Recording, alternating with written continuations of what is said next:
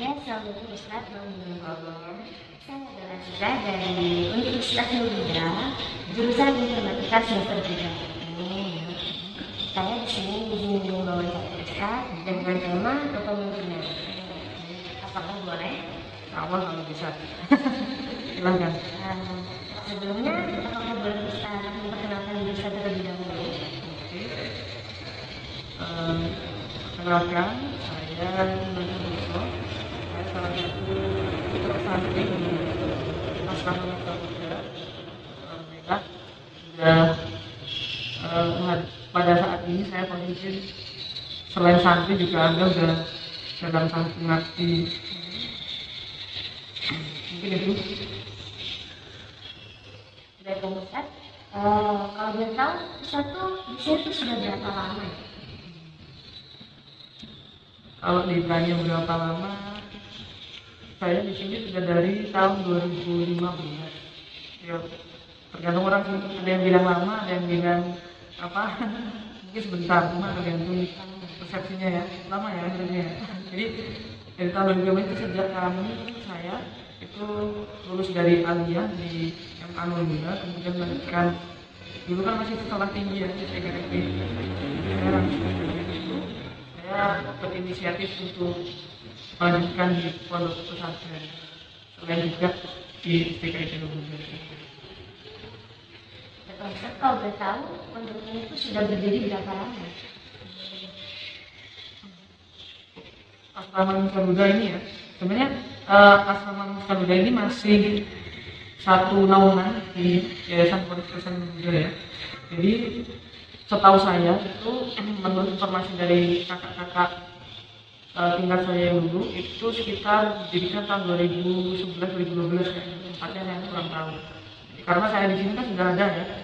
Memang dulu itu diprakarsai oleh Romo Kiai Apandi sendiri, memang mengisyaratkan kepada beliau Romo Kiai Jamagabang untuk mendirikan asrama yang dia memang dikhususkan bagi anak-anak mahasiswa, ya kan? Yang mahasiswa yang mungkin dia masih ingin mondok, ingin ngaji, jadi biar bisa tercover di situ, makanya beliau mengisyaratkan kepada Kiai Jamagabang untuk membuka asrama khusus mahasiswa. Pertanyaan yang selanjutnya ini mengenai kepemimpinan, mengenai materi kesehatan. Bagaimana menurut Ustaz kan? Bagaimana kalau untuk pemimpin yang baik? Pemimpin yang baik. Kalau bertanya dengan pemimpin yang baik itu kita langsung merujuknya kepada baginda kita Nabi Muhammad SAW. Beliau kan salah satu sosok suri toladan orang pemimpin yang sangat luar biasa. Kalau kita melihat sejarah beliau itu selain orangnya arif, bijaksana, ya kan, bisa mengayomi umat, bahkan sampai membuat suatu daerah namanya Madinah itu sebagai kota madani. Artinya apa? Beliau bisa mengayomi seluruh dari ras, agama, suku itu bisa bersatu walaupun berbeda-beda, tapi bisa rukun jadi kota Madinah. Kalau kriteria kepemimpinan yang baik itu seperti apa? Kriteria. Secara pribadi ya, mungkin berkaitan dengan pengalaman. Seorang pemimpin yang baik itu yang jelas dia pertama bisa jadi suri toladan, bisa jadi contoh ya. Karena orang di depan itu kan dia akan dipandang oleh yang di bawahnya. Ketika dia bertindak itu secara tidak langsung akan menjadi hukum. Jadi seorang pemimpin itu ya harus jadi sosok figur yang serba baik, ya kan? Jangan sampai dia menampakkan sisi negatif dia di depan bawahnya. Nanti yang jelas akan menyebabkan apa ya, pandangan ibaratnya pandangan buruk, perspektif buruk pada mohon maaf ya bawahnya. Kemudian kalau dari pemimpin itu ya juga harus adil, ya, harus adil dalam arti dia tidak boleh condong kepada siapapun. Ketika dia memberikan keputusan kalau memang seorang itu benar, ya memang salah itu salah. Artinya juga seorang pemimpin itu harus berani mengambil risiko, ya kan? Berani mengambil risiko. Jadi ketika dia melakukan satu hal, makanya dia harus memikirkan dengan matang apakah keputusan dia itu akan berefek bagus apa berefek negatif.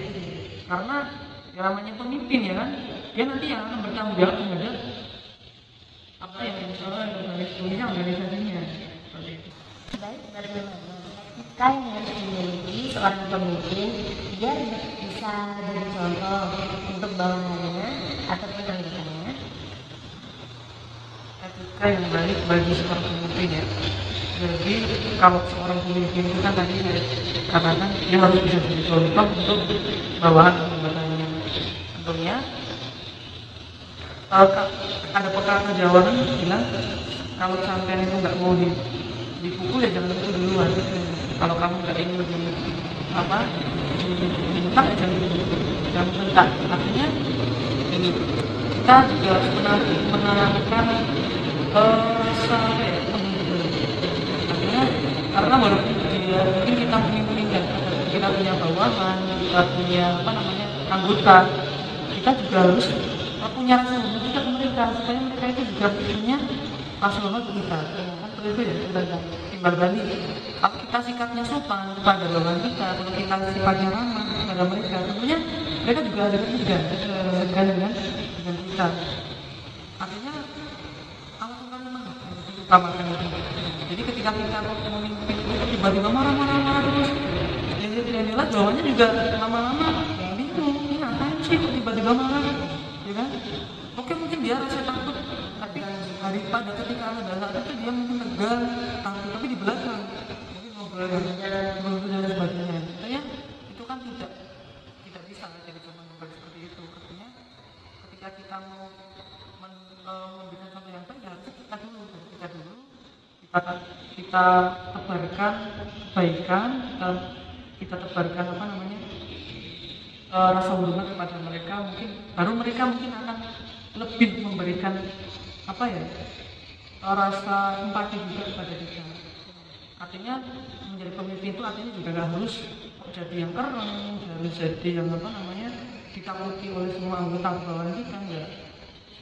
Menurut saya kalau pemimpin itu dia orang yang bijak, dia bijaksana, tutur katanya lemah lembut, itu mungkin bawahan itu akan lebih ibaratnya segan pada pemimpin tersebut.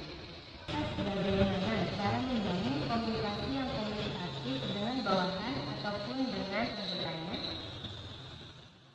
Membangun komunikasi baik ya. Jadi ketika kita menjadi seorang pemimpin itu tidak boleh kita nggak boleh putus hubungan dengan bawahan kita. Artinya nggak boleh putus gimana? Artinya komunikasi itu harus selalu bagus, penting karena kita sebagai kepala, bawahan kita itu adalah tangan dan kaki kita, ya kan?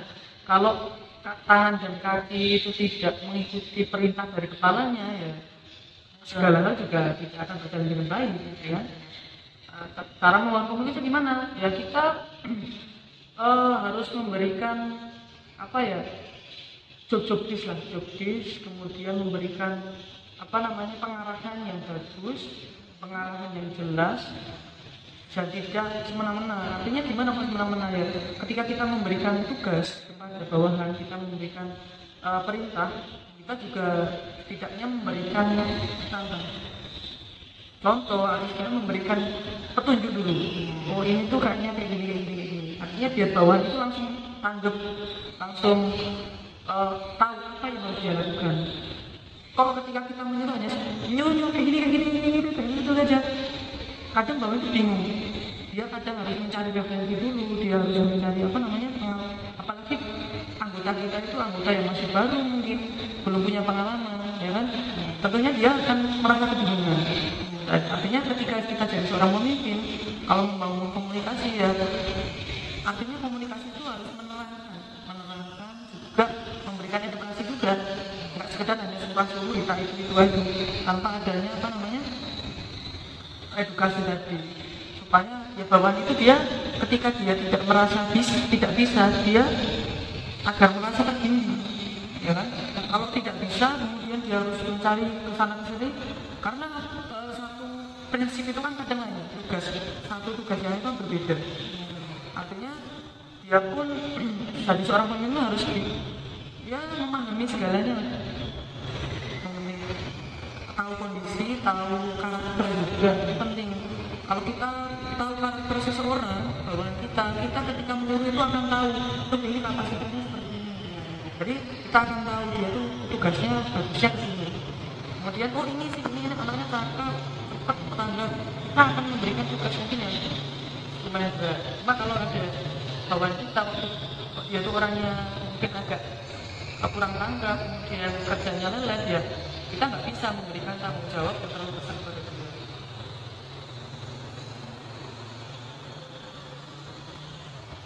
Oke Ustaz, bagaimana jika sebuah apabila terdapat konflik di dalam sebuah organisasi yang Anda pimpin, nah gimana cara mengatasi Ustaz dalam sebuah konflik tersebut? Permasalahan yang ada di organisasi ya. Jadi permasalahan itu ada yang mungkin masalah pribadi, masalah di dalam, ada yang masalah di luar. Kalau masalah di dalam kayak internal kita sendiri pemimpin dan anggotanya, itu saya lebih mengutamakan kebersamaan atau musyawarah. Jadi ketika ada satu permasalahan, kita duduk bareng-bareng, kemudian kita menerangkan apa masalahnya, kita cari dulu akar masalahnya di mana, baru kita ambil tindakan. Jangan kok kita itu ketika mendapat satu masalah kita langsung justis, ini salah, itu salah. Karena kalau seperti itu kita jadinya otoriter, ya kan? Jadi kita harus mencari benang merahnya dulu, permasalahan itu letaknya di mana. Kadang karena masalah itu timbul kan mesti ada akarnya, ada kita di benang merahnya tadi. Kita nggak bisa menjustis satu orang karena dia gagal, itu karena memang gara-gara kesalahan dia. Mungkin ada faktor lain, mungkin dari faktor dia sendiri atau mungkin kendala dari yang lain. Makanya bersama-sama kita duduk bareng-bareng, kita cari solusinya bersama-sama. Toh ketika ternyata kok dia yang bersalah, semuanya bersalah, ya kita jangan langsung menjustis dia itu bodoh, dia itu nggak cakap. Tentu setiap hal itu kan harus dibarengi dengan segala hal kan permasalahan itu mesti ada ya. Kehidupan masalah pribadi itu mesti ada ya kan, dalam kehidupannya masalah itu wajar. Artinya yang penting orang tersebut dia mau memperbaiki diri, mau bermawas diri, kemudian belajar menjadi lebih baik. Bagaimana cara Ustaz membangun hubungan yang baik dengan orang yang memiliki jabatan di atas Ustaz dan yang di bawah Ustaz? Contohnya kayak Ustaz mau komunikasi dengan atasan mungkin ya. Yang jelas kalau saya di sini saya berarti kan membangun hubungan dengan komunikasi sebagai tadi. Kalau di pondok itu kan ya bahasanya ada kata sanikna wa tokna, ya kan? Itu filosofi anak pondok. Kita harus manut apa yang beliau perintahkan. Saya kira seorang pemimpin itu kan beliau pasti punya maksud dan tujuan. Nggak mungkin orang itu akan menyuruh untuk hal keburukan. Jadi selama atasan saya itu memberikan perintah, kemudian tugas itu baik, ya tetap akan saya lakukan gimana pun caranya. Dan saya juga akan berusaha sebaik-baiknya. Demikian halnya ketika saya juga menyuruh kepada bawahan saya selalu memotivasi ke mereka. Jadi ketika kamu punya tugas, kamu punya pekerjaan, ya diupayakan tanggung jawab mungkin, sebisa mungkin diusahakan. Kok mentok seandainya kok itu benar-benar tidak bisa, nah mending langsung lapor, pasti ada solusi, ya kan? Jadi di situ kan kita ada tarik ulur, kita pun sebagai pemimpin juga tadi saya katakan harus tahu kapasitas, ya kan? Kapasitas bawahan kita. Insya Allah kalau kita tahu kapasitas, pasti kita tahu tugas itu harusnya diberikan kepada siapa. Jadi agar bisa selesai dengan maksimal, hasilnya juga maksimal. Pertanyaan selanjutnya itu